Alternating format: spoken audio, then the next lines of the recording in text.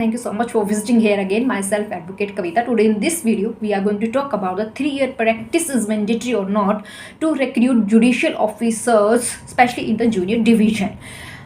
Recent days में अभी honourable supreme court के द्वारा एक जजमेंट है जो प्रोनाउंस की गई है और जजमेंट के द्वारा है कुछ ऐसे क्वेश्चन सब बच्चों के माइंड में अराइज हो रहे होंगे। इस वीडियो के थ्रू आपको आपके सभी सवालों का जवाब है जो मिल जाएगा। और क्वेश्चन क्या है, फर्स्ट क्वेश्चन ये है कि मैंडेटरी है या नहीं है। अगर आप फ्रेशर हैं और आप जुडिशियल सर्विस में जाना चाहते हैं तो अब आप एज ए फ्रेशर है जो जुडिशियल सर्विस के लिए है जो अप्लाई नहीं कर सकते। आपके पास 3 साल का जो है प्रैक्टिस एक्सपीरियंस होना चाहिए। और प्रैक्टिस एक्सपीरियंस भी 3 साल का कैसे होना चाहिए, कम से कम जो 10 साल से प्रैक्टिस में कोई सीनियर एडवोकेट हैं उनके पास आपको प्रैक्टिस करनी है। ये नहीं कि आप 4 साल या 5 साल वाले किसी भी एडवोकेट को ज्वाइन कर लें। आपकी 3 साल का प्रैक्टिस का जो एक्सपीरियंस है और जब आप उसके प्रैक्टिस का एक्सपीरियंस आप बनवाते हैं वो सिर्फ और सिर्फ तभी मायने रखेगा, तभी लीगल होगा वो, अगर आपने किसी 10 साल एक्सपीरियंस वाले सीनियर एडवोकेट के पास आपने प्रैक्टिस की है। और उनको पावर दे दी गई है कि जो 10 साल का जो एक्सपीरियंस है जिन एडवोकेट के पास, वो सर्टिफिकेट बना के देंगे आपका 3 ईयर प्रैक्टिस का। और साथ के साथ अगर आप हाई कोर्ट में प्रैक्टिस करते हैं तो वहाँ पे 10 साल की है जो ऐसे एडवोकेट के पास ही आपको प्रैक्टिस करनी है जिनके पास 10 साल है जो वकालत का एक्सपीरियंस है।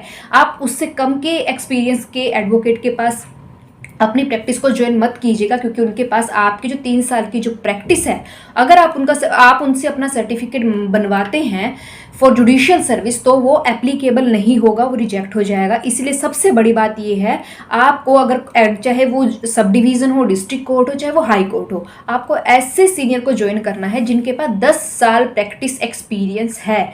अगर आप इससे कम का करते हैं तो आपका जो सर्टिफिकेट है जो बनवाओगे जब आप जुडिशियल सर्विस में जाने के लिए, तो 10 साल से कम का जो एडवोकेट हैं एक्सपीरियंस है जिनका, उनका बनाया हुआ certificate for judicial service 3 year experience के तौर पर आपका है जो वहाँ पर है जो प्रोसेस्ड नहीं किया जाएगा, रिजेक्ट कर दिया जाएगा। तो ये सबसे मेन पॉइंट है, आपको एज ए जूनियर जब ज्वाइन करना है तो वहाँ पर आपको ये बात ध्यान में रखनी है। अब हम सेकंड पॉइंट पर आ जाते हैं कि 3 साल का फिर सच में मैंडेटरी कर दिया गया, इसमें कोई इशू नहीं है, कर दिया गया है मैंडेटरी। और जो बहुत ज़रूरी है अब की प्रैक्टिस के, क्योंकि जो कहीं ना कहीं देखा जाए इसके पॉजिटिव और नेगेटिव दोनों ही हैं, जो मतलब व्यू है हम उसको डिस्कस नहीं करेंगे इसमें।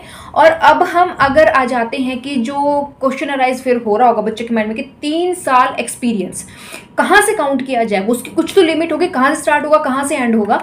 बेसिकली बात ये है यहाँ पर कि जो 3 साल का जो एक्सपीरियंस है आपको उसी डेट से स्टार्ट हो जाता है जब आप LLB कंप्लीट करने के बाद कोर्ट में जिस दिन जाके आप एनरोलमेंट करवा लेते हैं।